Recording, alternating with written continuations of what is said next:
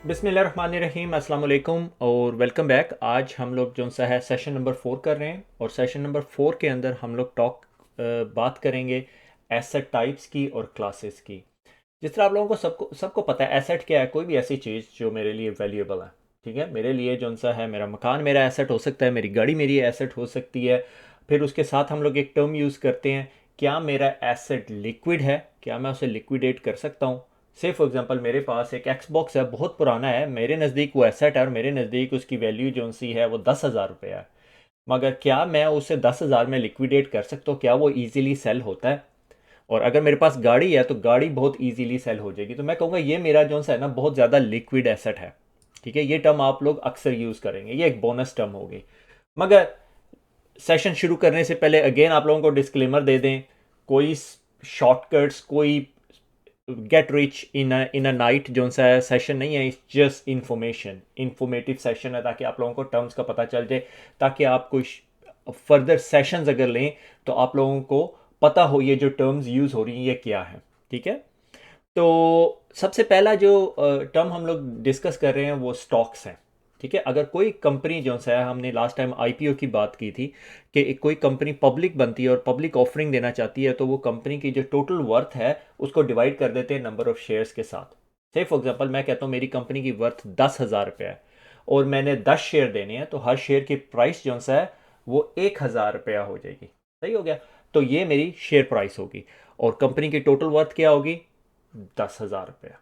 ये और अच्छा, ये भी डिपेंडेंट है कि क्या मैं पूरी की पूरी कंपनी को पब्लिक ट्रेडिंग कर रहा हूँ या कुछ स्पेसिफिक शेयर होल्डर्स के पास रह रही है। ठीक है, डिपेंडिंग अपॉन द सिचुएशन। से फॉर एग्जांपल मेरी 10,000 वर्थ की कंपनी थी, मैंने कहा कि इस कंपनी के तकरीबन 10 शेयर्स हैं और 5 शेयर्स जो से हैं वो फाउंडर्स के पास हैं, बाकी 5 हमने पब्लिक ऑफरिंग में डाल दी। यानी हमने तकरीबन 50% जो कंपनी है ना वो पब्लिक वो कंपनी बन गई। ये एन लिखा हुआ है मेरे ख्याल में, मुझे लग रहा है ये एच है, बट एनीवे आई होप आप लोगों को समझ आ गई होगी। कोई भी जो आपकी कंपनियां लाइक एप्पल है उसके स्टॉक्स हैं, गूगल है उसके स्टॉक्स हैं, और जो सी भी डिफरेंट कंपनीज आपके पास मार्केट के अंदर हैं लाइक अरामको एक कंपनी है, उसके शेयर्स हैं मार्केट के अंदर। ये बड़ी टॉप कंपनीज की बात कर रहा हूँ। मगर इंटेल एक चिप मैन्युफैक्चरर है, उसके शेयर्स हैं। हम उसको देखेंगे with the passage of time कि क्या क्या इंफॉर्मेशन आप लोग वहाँ से एक्सट्रैक्ट कर सकते हो। इस टाइम हम लोग तकरीबन चौथे लेक्चर पे पहुंच गए और I have not shown you something, so we would look at couple of stuff today. उसके बाद एक टर्म आप अक्सर सुनेंगे, इंडिसीज। ठीक है, इंडेक्स, इंडेक्स का combination indices, stock market indices या इंडिसीज आपको क्या ऑफर करते हैं? कन्वीनियंट वे ऑफर करते हैं आपको एक्सपोजर हो सिमिलर काइंड ऑफ स्टॉक का। ठीक है, without needing to invest in them individually. Say for example आप कहते हैं यार मैंने सिर्फ इंटेल में इन्वेस्ट नहीं करना, मैं करता हूँ FTSE 100 में, जो यूके स्टॉक एक्सचेंज की टॉप 100 कंपनीज हैं उसमें इन्वेस्ट करना चाहता हूँ। या आप एक स्पेसिफिक पार्ट के अंदर इन्वेस्ट करना चाहते हो, DJIA का अक्सर नाम सुनेंगे, डाउ जोन्स इंडस्ट्री एवरेज। कुछ कंपनीज उस स्टॉक के अंदर, उस इंडिसीज के अंदर आ जाती हैं। ठीक है, मल्टीपल आपके पास इंडिसीज होती हैं। ठीक है, इंडेक्स की प्लूरल है। ठीक है, FTSE 100 index, Nasdaq 100 index company, Dow Jones 100 index company, Dow Jones की इंडस्ट्रियल एवरेज है। ठीक है, अच्छा, इसके साथ ही आप एक और टर्म्स सुनेंगे, ये बहुत पॉपुलर है, ETF। ठीक है, एक्सचेंज ट्रेडेड फंड। अक्सर लोग इसको फंड्स कहते हैं कि कौन सा फंड ले लें। ठीक है, और ये जो सा है ना, ये बिगिनर जो इन्वेस्टर्स होते हैं ना उनके साथ बहुत फेमस होता है। ठीक है, से फॉर एग्जांपल इंडिसेस जो से हैं वो सेगमेंट सेक्टर से रिलेटेड हो सकती है कि अच्छा जी यूके की टॉप 100 कंपनीज या यूएस की टॉप 100 कंपनी। ETF जो है उसमें डिफरेंट किस्म के एसेट्स आ सकते हैं, उनकी क्लासेस आ सकती हैं। से फॉर एग्जांपल ETF एक है, उसमें स्टॉक भी है, उसमें कमोडिटी भी है, उसमें बॉन्ड भी है, और एक मार्केट के अंदर भी हो सकते हैं, मल्टीपल मार्केट्स में। लाइक से फॉर एग्जांपल एक fund, will look at fund कि एक ऐसा फंड था जिसके अंदर जो है इमर्जिंग एशिया का फंड है। ठीक है, तो वो एशिया की इमर्जिंग जो कंपनीज या एसेट्स होंगे या डिफरेंट क्लासेस होंगी उसके अंदर उन्होंने इन्वेस्ट किया हुआ होगा। ठीक है, अच्छा, इसके साथ फिर एक चीज जो है वो हम लोग अक्सर देखते हैं, कमोडिटीज। कमोडिटीज जो है रॉ मटेरियल है जो मैन्युफैक्चर बाय करता है और ग्लोबल इंडस्ट्री आउटपुट बनाने के लिए, कि ऑयल, वीट, कॉपर, गैस, जो भी आपकी सारी चीज़ें हैं, पेट्रोल भी आपकी कमोडिटी है। ये सारी की सारी कमोडिटी मार्केट है। अक्सर कहते हैं ये प्लेटफॉर्म आपकी कमोडिटी मार्केट के लिए, ये प्लेटफॉर्म आपके ईटीएफ के लिए, ये प्लेटफॉर्म आपकी क्रिप्टोज के लिए। कुछ प्लेटफॉर्म सारा कुछ ऑफर कर रहे होते हैं, तो डिपेंडिंग अपॉन द सिचुएशन। उसके बाद एक मार्केट आ गई करेंसीज की। आपको सबको पता है डॉलर वर्सेस फॉरेक्स के अंदर हम अक्सर कर रहे होते हैं dollar versus euro, euro versus pound, pound versus yen, जो भी आपकी डिफरेंट करेंसीज इस टाइम दुनिया में एग्जिस्ट करती हैं। और उसके बाद जो है बिटकॉइन जो या क्रिप्टो करेंसीज बीइंग क्रिएटेड 2000 मेरे ख्याल में 8 में और 1200 तकरीबन के करीब 1200 के करीब क्रिप्टो करेंसीज हैं और they are some of them are in their infancies. How crypto currency works, अगर आप में से कुछ लोग सोच रहे हैं तो मैं इधर टॉप राइट साइड पे कहाँ पर भी कोई एनिमेशन करके यहाँ पे एक लिंक भेज दूंगा कि how actual crypto currency works. मगर उसमें जाहिर है अब इथीरियम को उन्होंने वो कॉम्प्लेक्स नंबर चर्निंग के बजाय उन्होंने उसको किस साइड पे ले गए हैं, वो ले गए हैं उसको अल्लाह भला करे स्टेक की तरफ। ठीक है, स्टेकिंग की तरफ। अगर आपको नहीं पता तो don't worry about it, is nothing you need to know in order to invest in a currency, but there might be a contributing factors around it. अब डिजिटल करेंसीज हैं, secured by cryptography, traded online, decentralize है, control है, मगर again demand and supply है। अगर लोगों को demand होगी, उसकी सप्लाई शॉर्टेज में है, तो व्हाट वी कैन सी के वैल्यू जो सी है उसकी इंक्रीज हो सकती है। क्या क्रिप्टो करेंसी ऊपर जाएगी या नीचे जाएगी? This is not the course for it, I can't debate on it, I don't consider myself an expert to give you an advice to burn your money. ठीक है, मैं अपना कर सकता हूँ, आपके नहीं जाया कर सकता इस मामले में पैसे। उसके बाद आ जाते हैं बॉन्ड्स। बॉन्ड्स क्या है? एक फिक्स इनकम है, ठीक है, फेस वैल्यू है। कि से फॉर एग्जांपल मैं कहता हूं कि government of Pakistan, government of India या जहां भी आप बैठे हुए हैं, उसने एक बॉन्ड दिया और उसने आपको कहा जी इस बॉन्ड की वैल्यू 100 रुपये है और इस बॉन्ड को मेच्योर होने में 1 साल लगेगा और उसकी कूपन रेट उसे कहते हैं। कूपन रेट जी उसका 5% है और उसकी कूपन डेट जो सी है वो दिसंबर 2027 है। तो आपको 2027 तक वो बॉन्ड होल्ड करना पड़ेगा और वो आपको बॉन्ड की मेच्योरिटी पे आपको बॉन्ड की ओरिजिनल वैल्यू प्लस जो 5% है वो मिल जाएगा, विच इज़ नॉट ब्रिलियंट। के अभी 2027 मेरे ख्याल में 24 के जुलाई अगस्त में बैठे हुए हम लोग, 25, 26, 27, 3 साल में आपको 5% मिल रहा है, which is not a brilliant value. ठीक है, और भी बहुत सारे डिफरेंट बॉन्ड्स हैं, मगर कुछ रिलीजियस एस्पेक्ट्स को आपने जहन में रखना है कि कुछ लोग जो से रिलीजियस ग्रुप से are totally recommend against it, क्योंकि ये interest based purely interest based thing है, तो lot of people stay away from it. Okay, but that can be your personal view.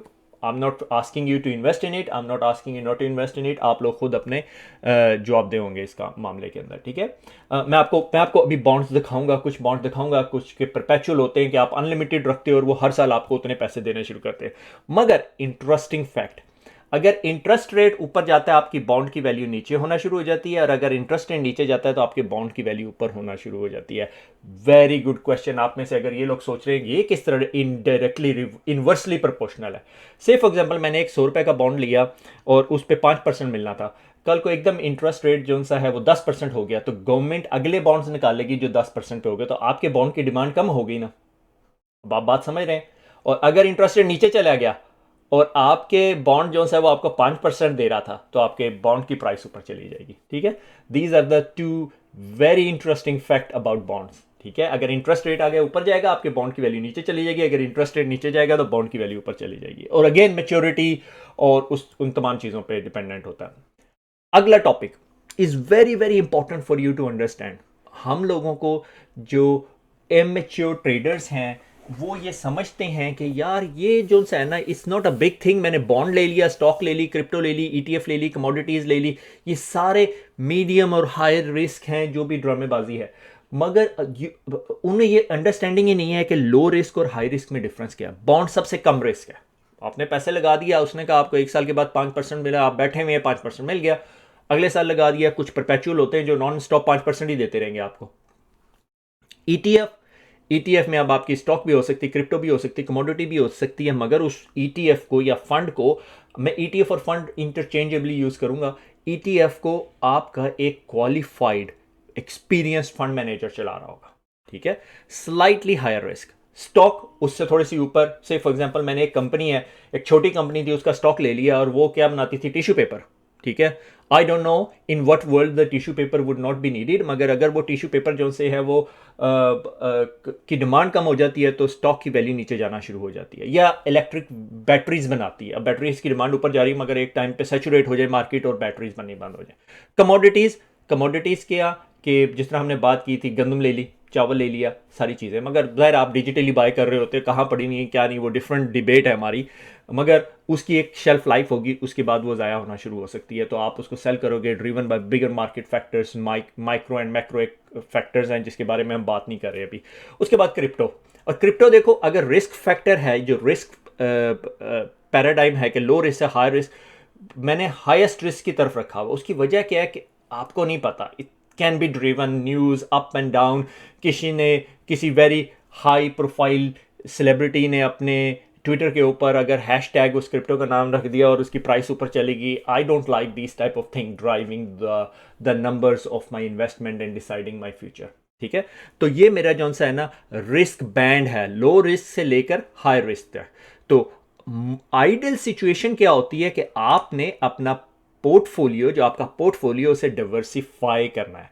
Diversify किस तरह कि हमने कहा कि आपके पास बॉन्ड भी हो, स्टॉक भी हो, क्रिप्टो भी हो, ईटीएफ भी हो, कमोडिटीज भी हो। मे बी आप कहें यार bond because of some religious reason मैं नहीं कर सकता, मैं ईटीएफ स्टॉक और कमोडिटीज या ईटीएफ स्टॉक क्रिप्टो इस तरह किसी चीज़ पे करना चाहता हूँ। ठीक है, मगर अगेन आपको लुक अराउंड करना पड़ेगा, रिसर्च करनी पड़ेगी। आप इंटेलिजेंट एनफ अगर आप ये कोर्स ले रहे हैं, the purpose of this course is teach you all those terms, not to suggest you कि आपने क्या इन्वेस्ट करना है क्या नहीं इन्वेस्ट करना। ठीक है, और अगेन सबसे इंपॉर्टेंट चीज़ ये है कि डिवर्सिफाई जब आप अपना पोर्टफोलियो करते हो कि आपने जियोग्राफिकली डिवर्सिफाई भी करते हैं और डिफरेंट टाइप ऑफ चीज़ों का, bond, stock, ETF, crypto, commodities, किसी चीज़ के ऊपर भी कर सकते हैं। ठीक है, before I give you any homework, जो कि आपके लिए होमवर्क ये है कि 5 इंडिसेस देखने हैं, ईटीएफ ढूंढने हैं, सर्च फॉर 5 कमोडिटीज देखनी है, जो कि वेरी वेरी इजी होमवर्क है। अब मैं आपको ना एक छोटे से गूगल सर्च के ऊपर लेके जाता हूँ।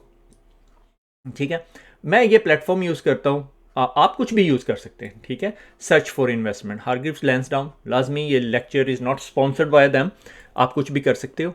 मैंने इसके अंदर ना 2 बॉन्ड सर्च करके रखे हुए हैं, जिस तरह ये BCN का बॉन्ड है और इसकी 6.2% है और रिडीम किया जाएगा, और इसकी फेस वैल्यू देखें GBP 100 है, 100 पाउंड्स का है, मगर उसकी वैल्यू अभी क्या हुई है, 95 पाउंड हुई है, और 7 मार्च 2029 को ये आपको मेरे ख्याल में 6.25% देगा। इसीलिए क्योंकि अभी ये दूर है और इसकी वैल्यू, और जिस तरह ही रिसेंटली इंटरेस्ट रेट्स जो से हैं वो नीचे गए हैं और इसकी वैल्यू ऊपर चली गई। अगर इसको विद इन 5 ईयर्स देखें तो इंग्लैंड के अंदर जो से हैं इंटरेस्ट रेट जो से हैं वो ऊपर की तरफ गए थे, तो ये थोड़ा सा नीचे की तरफ गए थे, तो ये थोड़ा सा ऊपर गया।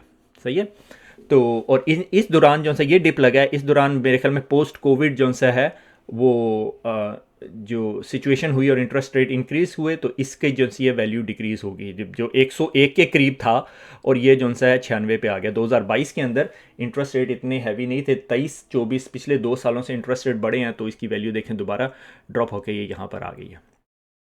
सही है, ये एक very good example to look at the bond. Again I am not suggesting you to invest into a bond और रनिंग यील्ड, और अगर आपको कोई चीज़ समझ नहीं आ रही, आप इस पर क्लिक करेंगे, आपको बता देगा कि रनिंग यील्ड क्या है, कि 6% जो सी आपकी यील्ड है, और चार्ट एंड परफॉर्मेंसेस भी आपको दे सकता है। मगर इसके ऊपर ना बॉन्ड मैंने मोस्टली रिसर्च नहीं किए हुए, तो I am not a very good person to explain about bonds कि भाई इन डेप्थ, मगर बॉन्ड्स के अंदर भी एक पूरा जहां जो सा है उसके अंदर है। अब ये देख लें, ये हैलीफैक्स PLC है, ये 9.378 कुछ इस तरह ये परसेंटेज बनती है, इसको गूगल करेंगे ना तो आपको ये कैलकुलेशन निकाल देगा। और ये परपेचुअल बॉन्ड है, ये नॉन स्टॉप आपका चलता रहता है। मेरे ख्याल में ये रनिंग यील्ड इसकी 6.37% है और ये वैल्यू भी इसकी थोड़ी सी इंक्रीज हुई है। ठीक है, ये बॉन्ड है जब हमने बॉन्ड्स की बात की थी। अच्छा, अगर मैं वैसे इधर प्लेटफॉर्म के ऊपर चला जाऊँ और मैं कहूँ कि मुझे ना स्टॉक्स चाहिए ना बॉन्ड चाहिए, मुझे सिर्फ ETF चाहिए, ठीक है, जिसे हम फंड्स कह रहे हैं, और अगर मैं यहाँ पे सर्च का बटन दबाऊँ तो ये जनाबे वाला आपके पास डिफरेंट किस्म के फंड्स आने शुरू हो गए। एक्यूमुलेटिव और इनकम, इसके बारे में अभी सोचना छोड़ दें। ये सेक्टर है, फ्लेक्सिबल इन्वेस्टमेंट है, मिक्स इन्वेस्टमेंट 2060 क्या चीज़ है मिक्स इन्वेस्टमेंट, उसके बारे में बाद में देखेंगे। ठीक है, लेट्स से फॉर एग्जांपल कोई भी random stock, Aberdeen real estate, देखते साथ ही पता चल रहा है कि ये रियल एस्टेट है और इसके चार्जेस हैं, ये आपसे चार्ज ले रहा है। ठीक है, किसी के लो हैं, किसी के मीडियम हैं। ठीक है, से for example let's see let's see कोई इंटरेस्टिंग मिले। अच्छा, ये स्टार फंड क्या होता है कि हार्ग्रीव्स लैंसडाउन कहती है कि हमारे वेल्थ शॉर्टेज फंड्स हैं, कि हमारे नज़दीक ये जो बेस्ट फंड्स हैं। तो मैं से फॉर एग्जांपल इसको एबरडीन ग्लोबल स्मॉलर कंपनीज, ठीक है, ग्लोबल स्मॉलर कंपनीज में इसकी इन्वेस्टमेंट है। और ये जो सा फंड है, अब इसकी वैल्यू जो सी है सेल बाय, ये प्राइस चल रही है इतना percent up and down, I don't care about that, ठीक है। लास्ट पिछले 4-5 साल की इन्वेस्टमेंट है। उससे पहले मैं सबसे पहले ये देखूंगा फंड है क्या चीज़, ठीक है। ये मैनेजर है जनाब क्रिस्टी डेसन, और ये जो सा फंड मैनेजर है, और ये कब से है, 2020 से है। और फंड का साइज बहुत important, 978 million, it's a decent size fund, ठीक है।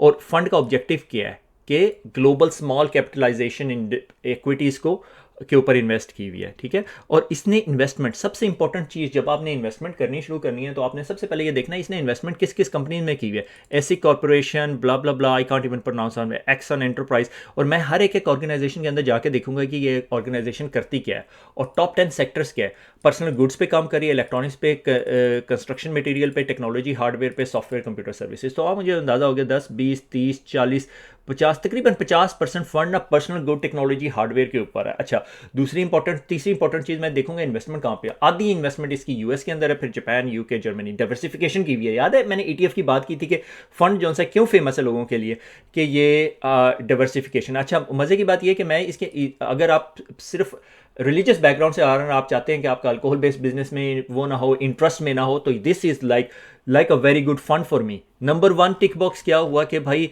इनके मुताबिक, हार्ग्रीव लैंस के डाउन के मुताबिक ये स्टार फंड है। Our analyst have selected this fund for the wealth shortlist, कि उनके नज़दीक ये फंड बहुत अच्छा है। 2021-22 में ये 27% इसने वैल्यू डिक्रीज की थी, 4% इसने प्रॉफिट दिया, 15% प्रॉफिट दिया। 15% प्रॉफिट नहीं है, इंक्रीज हुआ है, ठीक है। ये ऐसा नहीं है, ये डिविडेंड नहीं देता होगा मेरे ख्याल में फंड, ठीक है। अच्छा, अब मैं क्या करूंगा, मैं एसिक कॉर्पोरेशन पे जाऊंगा और गूगल कर लूंगा एसिक कॉर्पोरेशन। ये जी आपकी एसिक कॉर्पोरेशन आ गई। तो आप ये देखोगे, इसको थोड़ा एनालाइज करके देखोगे, बैकग्राउंड आप होमवर्क कर रहे हो। साउंड माउंट साउंड बॉडी, ये कोई मेरे ख्याल में शूज़ बना रही है, ठीक है, शूज़ बनाती है, मुझे याद पड़ता है मैंने ब्रांड देखा है कहीं पे, ठीक है। और उसके बाद मैं इसको पकड़ूंगा और open link in new tab, but I don't like this, I want to search what this company do, ठीक है। ये कोई इंजीनियरिंग कंपनी है, और जनाबे वाला ये फ्रेंच है, ठीक है। ये फ्रेंच कोई इंजीनियरिंग कंपनी है, डिनायल कुकीज़। और ये क्या काम करती है ये आपको अंदाज़ा होना शुरू हो जाएगा। ये मेरे ख्याल में शिपमेंट वगैरह की कोई काम कर रही है, ठीक है। तो आपको आहिस्ता आहिस्ता आप इसको फर्दर डिग इन कर सकते हो, ठीक है। एक और फंड, सिर्फ एक और फंड हम देखते हैं, ठीक है। लेट्स से फॉर एग्जांपल कोई टेक का भी फंड होगा। लेट्स से यार मुझे शॉर्ट लिस्टेड फंड दिखा दे, सही है। इसने मुझे शॉर्ट लिस्टेड फंड दे दिए। एरेगन एथिकल इक्विटी, कोई एथिकल कंसर्न के पॉइंट ऑफ व्यू से। पेली गिफर्ड अमेरिका, पेली गिफर्ड का क्वाइट इंटरेस्टिंग फंड्स थे, मगर अगेन मैं जितने फंड्स के नाम ले रहा हूँ does not mean you got to invest in it, okay. मैं कोई टेक फंड देखना चाह रहा हूँ क्योंकि हम लोग सारे टेकीज़ हैं। और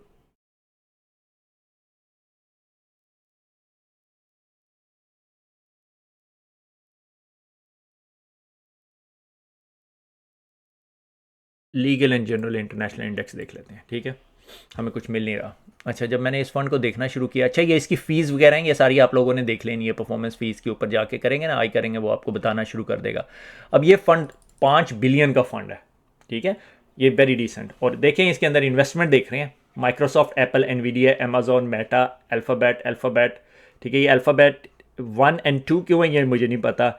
ये मुझे नहीं पता क्या है। बर्कशायर हैथवे, आपको पता है। अगर आपको बर्कशायर हैथवे का नहीं पता, सिर्फ गूगल करें, आपको पता चल जाएगा। जेपी मॉर्गन चेज एंड को, ठीक है। और टॉप 10 सेक्टर्स क्या हैं, technology and equipment. Top 10 country क्या है, यूएस, जापान, स्विट्जरलैंड, कनाडा, प्ला प्ला प्ला। अगर आपको लग रहा है कि यार यूके की इकॉनमी इतनी अच्छी नहीं है, ये यूरोप से आपने ज़्यादा पैसे निकालने हैं, आप वेरी यूएस फोकस आपका फंड है, ठीक है। और परफॉर्मेंस आप देख लें पिछले 5 साल की क्या है परफॉर्मेंस, इट्स अ डिसेंट। और बर्कशायर हैथवे के अंदर उसने इन्वेस्टमेंट की हुई है, which is really really smart. But I want say you go and buy it and आंखें बंद करके। मगर आई होप 19 मिनट का सेशन हो गया। आई होप आपको चीज़ों की समझ आ गई होगी, थोड़ा सा सर्चिंग करने का भी तरीका पता चल गया होगा, कुछ वैल्यूज़ जो मैं खुद देख रहा था वो देखने का तरीक़ेकार पता चल गया होगा। चार्ट एंड परफॉर्मेंसेज आप देख के मल्टीपल फिर सेक्टर्स को इसके अंदर इन्वॉल्व कर सकते हैं। ठीक है, जिस तरह मैंने इंडेक्स की बात की थी और इंडेक्सेस की मैंने कहा जी चलो जी ये भी ऐड टू चार्ट कर दो। अब ये देख रहा हूँ ये नीचे को जा रहा था, ये ऊपर को जा रहा है, तो मैं इसको लूँगा ना, इसको लेने का तुक नहीं बनता क्योंकि ये कुछ और कर रहा है। ठीक है, एशिया स्पेसिफिक की है, इस्लामी market, American oil and gas, मुझे नहीं पता ये क्या फंड है, मगर देखो इसकी वैल्यू ऊपर की तरफ जा रही, तो you can do a lot of comparisons around it. हरगिज हरगिज हरगिज please never ever buy any investment और do any of your investment. आपने अपने पैसे कमाने के लिए बहुत मेहनत की हुई है, किसी के कहने पे पैसे ना खर्च करें। ठीक है, किसी के कहने पे पैसे ना अपने ज़ाया करें। जो आपने ख़रीदना है मेक श्योर करें आपने अपनी रिसर्च की हुई है। ठीक है, खुश रहें, दुआ में याद रखिएगा, फिर मुलाकात होगी। अल्लाह हाफिज़।